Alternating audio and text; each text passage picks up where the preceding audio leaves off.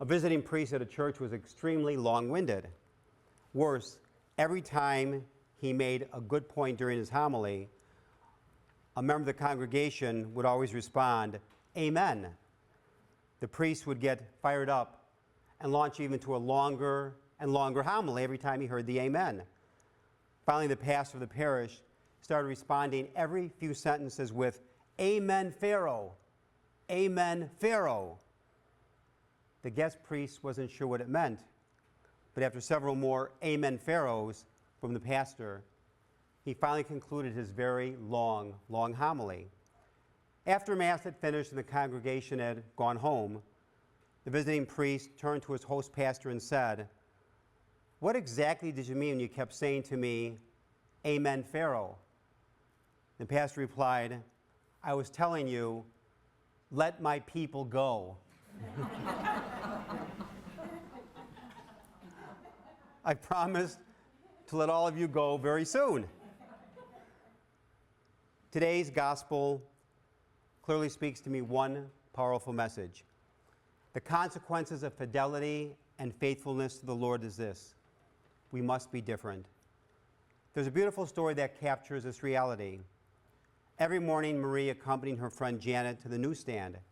Janet would greet the newsman very courteously, but in return always receive gruff and discourteous service. Despite the rudeness, Janet would always wish the newsman a very good day after the paper was shoved rudely in her direction.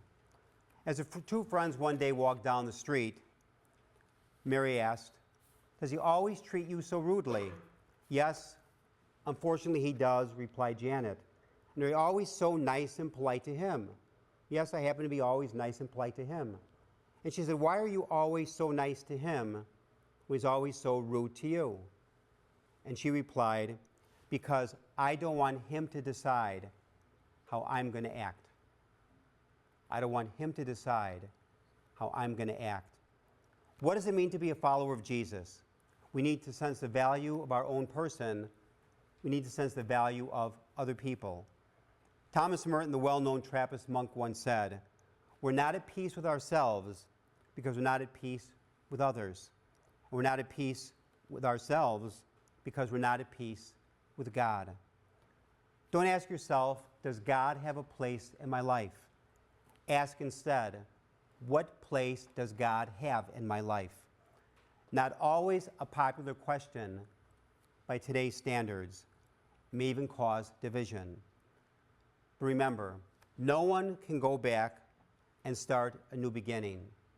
But starting today, we can make a new ending.